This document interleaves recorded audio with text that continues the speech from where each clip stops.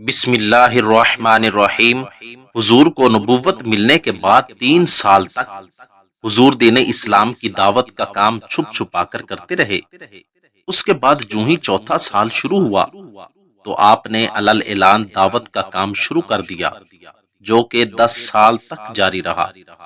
اس دوران آپ حج کے دنوں میں بھی دعوت کا کام کیا کرتے تھے اور ذی المجاز، مجنہ اور عکاظ بازاروں میں حاجیوں کے پاس ان کی قیام گاہوں میں بھی جایا کرتے تھے اور انہیں دعوت دیا کرتے تھے کہ لوگ ان کی دین کے پیغام کو پہنچانے میں ان کی مدد کریں اور آپ کی حفاظت کریں، تو اس کے بدلے میں انہیں جنت ملے گی۔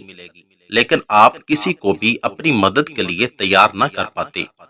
آپ ایک ایک قبیلے کا پوچھتے اور ان کے پاس جاتے۔ اسی طرح چلتے چلتے آپ بنی ساسا کے پاس پہنچے۔ آپ کو کسی کی طرف سے اتنی تکلیف نہیں پہنچی جتنی ان کی طرف سے پہنچی، یہاں تک کہ جب آپ ان سے واپس ہوئے تو انہوں نے آپ صلی اللہ علیہ وسلم کو پتھر مارے۔ پھر آپ قبیلہ بنو محارب کے پاس تشریف لے گئے۔ ان میں سے آپ کو ایک بوڑھا آدمی ملا جس کی عمر 120 سال تھی۔ حضور نے اس بوڑھے سے گفتگو فرمائی اور اسے اسلام کی دعوت دے دی، اور اس بات کی دعوت بھی دی کہ وہ آپ کی مدد کرے اور آپ کی حفاظت کرے تاکہ آپ اپنے رب کا پیغام آسانی سے پہنچا سکیں۔ تو اس بوڑھے آدمی نے جواب دیا، وہ آدمی، تیری قوم ہم سے زیادہ تجھے جانتی ہے۔ اللہ کی قسم، حاجیوں میں سے جو بھی آپ کو اپنے ساتھ اپنے علاقے میں لے کر جائے گا وہ سب سے بری چیز کو اپنے ساتھ لے کر جائے گا، نعوذ باللہ۔ لہٰذا اپنے آپ کو ہم سے دور رکھو اور یہاں سے واپس چلے جاؤ۔ اس وقت ابو لہب بدبخت وہاں کھڑا اس بوڑھے کی بات سن رہا تھا۔ ابو لہب اس بوڑھے سے کہنے لگا کہ اگر سارے حاجی تیری طرح سخت جواب دیتے تو یہ اپنے دین کو چھوڑ دیتا، نعوذ باللہ۔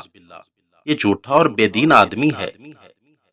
اس بوڑھے آدمی نے کہا کہ تم اس کو زیادہ بہتر جانتے ہو، یہ تمہارا بھتیجا اور رشتہ دار ہے۔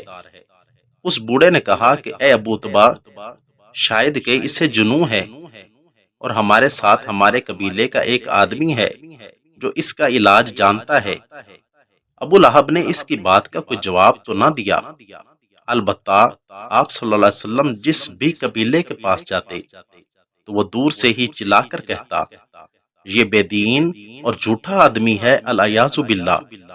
آپ اندازہ لگائیں کہ اس دین کو ہم تک پہنچانے میں آپ صلی اللہ علیہ وسلم نے کتنی تکلیفیں برداشت کی، اور ہم مسلمان ہو کر بھی اس دین کی قدر نہیں کرتے، اور قدر کرنے کے بجائے اس کی دھجیاں اڑا رہے ہیں۔ اللہ تعالی ہمیں دین کو سمجھنے اور اس کے مطابق زندگی گزارنے کی توفیق عطا فرمائے، آمین ثم آمین۔